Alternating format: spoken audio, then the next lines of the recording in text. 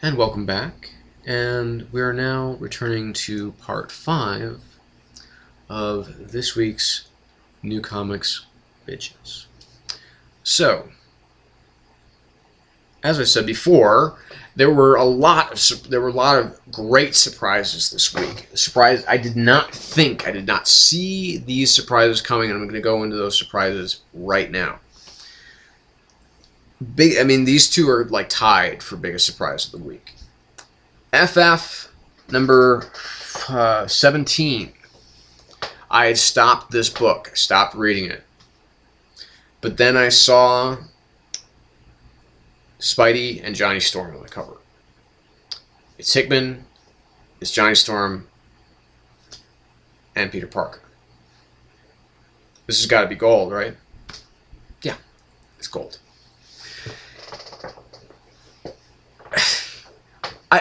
I can't say enough how much I love stories with Johnny and Peter. And this story is just awesome. I mean, I could not stop cracking up throughout this book. I mean, this is better than when Dan Slott did it pretty recently. And because it's much more of a slice of life type of thing rather than, okay, we're out in space. And don't get me wrong, I loved Slott's, and also Chris Yost was co-writing that work as well. But I loved their take on this. But again, this is just much more of a slice of life book, a slice of life issue, where it was just, you know, how basically Peter is being driven almost to the point of, I want to kill Johnny Storm because he's such an insolent little bastard, and you know he only thinks of himself, and is right now, since he's basically taking a break from kind of having saved the universe with the help of the Fantastic Four, and of course his nephew and niece in their adult forms. So he deserves a little bit of a break, and this is their big break. This is kind of their lost weekend, but there is a moment that the moment where where Peter's machine he's showing his machine to the people at Horizon, and they turn it on while he's on the phone with Johnny, and he's just losing his fucking mind. And then, when he comes back to the machine and everybody has got shrunken heads. Because the machine is not supposed, the machine is a little bit of a fuck up. So, oh man, that was awesome. And of course, and they go out on their night on the town, and you got Nick Dragonetta doing the artwork here. I don't know if I've seen his artwork before, but I definitely want to keep an eye out for it, because this is really like Romita Ditko-esque throwback. Because you've got really, it's more Romita than it is Ditko. But because you've got some really some great homages to Romita's artwork kind of peppered throughout this issue. And this is just an incredibly fun, super entertaining issue.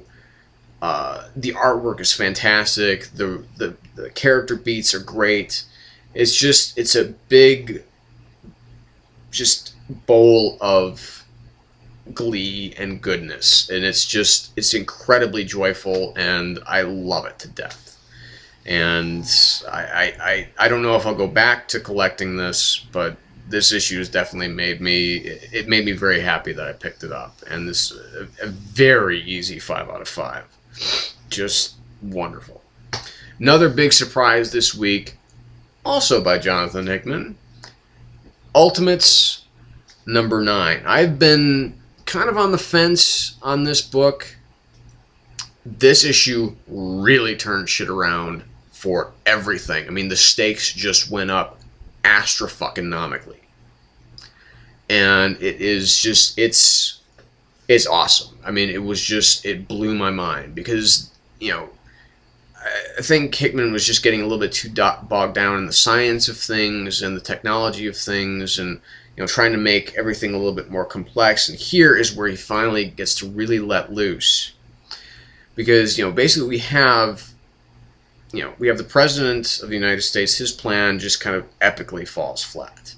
He nukes, he launches the entire nuclear arsenal of the United States at the the city of tomorrow, and it knocks them down from 100 to 92% running capacity. Not a whole lot of damage. And and this basically just helps Reed convince Hulk even more that his enemies aren't there in the city among the children, but they're out there. They're back in the U.S. And in the U.S., all fucking hell is breaking loose there because the Ultimates have basically, on a presidential directive, they're trying to be taken out of circulation. Basically they've come in, they've stormed the Triskelion, they've put down Spider-Woman and Captain Britain, but here comes Iron Man and Thor to the rescue. But unfortunately, Iron Man's got, once the fight is over between these government agents and Thor and Iron Man, Tony's nose starts to bleed, and this is essentially meaning that his tumor is most likely coming back. And so, what this means for his future, as far as, because this is starting to feel like a very finite universe now, because obviously we've had Ultimatum here in this book, but it really changes everything, because we have Zorn, who basically, the Zorn with the axe, not with the Z, basically exposes him, herself, whatever, as their power is a singularity. He can basically consume everything into a black hole. And so that was like super fucking incredible when I saw that. But then we have these moments with, one of the children of tomorrow and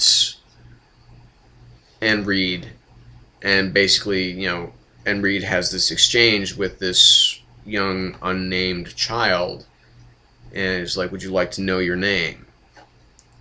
And basically says, well, your name is Death,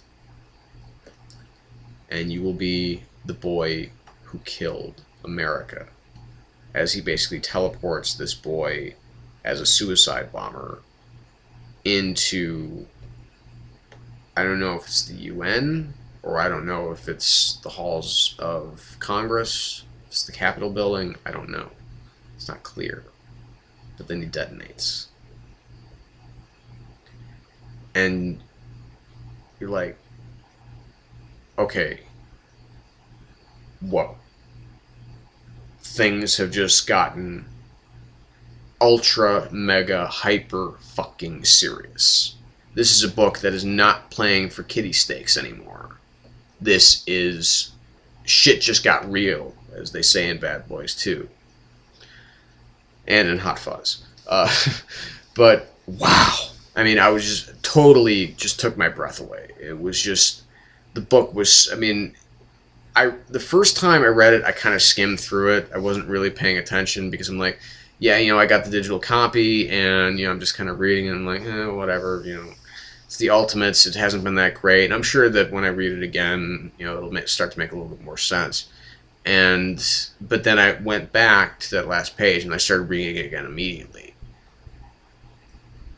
And then I read it again tonight, twice, because I'm just like, oh my god, this shit is just out of control. So, it's just, I can't begin to lather enough praise. Of course, Saad Pribik's art is just tremendous. And so it's awesome. Great stuff. Try and blow through this one here. Another book of the week, The Flash, number 8. Wow. If only for Francis Manapul's page structuring is it awesome. But he brings all this great writing. Him and Brian Bucoletto doing such a terrific job, with, these explanations into the Speed Force, and, this kind of flip-flopping through time, and, realities, and I mean, just these brilliant Eisner-esque layouts from Manipul, just making it, I mean, just so mind-blowing to read, so mind-blowing to look at. I mean, it's just, and then and these really interesting characters, and we've got what's going on here on Earth, with everybody thinking that Barry's dead, and also some people thinking that maybe the Flash is dead. And we find out, that this character Turbine, this Tuskegee airman who's, flying this experimental plane, he gets sucked into the Speed Force, and he's been there since 1944. And so he just, he's kind of been driven mad over time by the Speed Force, but he has answers for the Flash, and that his Speed Force actually isn't the thing that did hurt the Keystone, to hurt Keystone or Central City. It was actually him. He did it, but it was kind of an accident, but it's kind of on purpose because he wants to get back to his own time, and it's driven him insane. And then at the end, we've got Gorilla Grodd, we've got Gorilla City, we've got awesome. So I mean, just 5 out of 5 for Flash number 8. One of the, I mean, from a book that I didn't know would get this good, got awesome in just this one issue. Book of the week, though, probably know what's coming. I, Vampire number 8. Finale of Rise of the Vampires. Now, I skimmed through Justice League Dark just so that I could see, because I read this first because I collect this. But I read Justice League Dark after I read this so that I could find out, okay, how exactly did they get Andrew Bennett back from this kind of purgation that he's in? What turned the tables? Andrew Bennett is back in a big way, and he's on the side of the vampires. And he's macking it big time with Mary. And he slays Kane. Well, maybe. And he's used his powers to use these newfound powers to obliterate the vampires, the vampire army that he had, that Kane was using, and then he rebuilt them. He resurrected them from ash to turn against Kane. And of course, this is making some people very uncomfortable, particularly the certain members of Justice League Dark, like John Constantine, who threatens him with that sun, like he had in issue, I think it was issue 4, this, where he brought along his little miniature son. But, I mean, what Fialkov and Sorrentino have done with this issue is, again, they've changed the game. Again. I mean, the first issue of this comic was a game changer. Issue 6 was a game changer. Andrew Bennett was killed. In issue 8, we've got another game changer. He's gotten this incredible power from what it seems to, this balance of power has shifted towards Andrew Bennett. How will Andrew use this new power, though? Will he be, as he says, a patriot of vampires, or will he continue, is this just part of a larger plan? And, of course, this has got some of his friends really freaked out. Has he just completely lost his mind? Or has he not lost his mind, but is he just embracing his vampiric self now? Is he going to learn to live without regret that he's been carrying around with him for hundreds of years?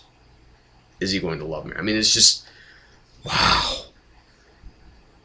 I mean, a beyond 5 out of 5 for I, Vampire number 8. Just incredible. Sorrentino's art couldn't be better. Fialkov's writing couldn't be better. Plotting, pacing, everything is perfect. It's a perfect comic. just like pretty much all of the picks of the week were.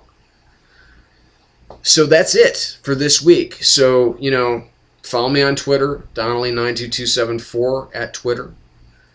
James Donnelly on Facebook.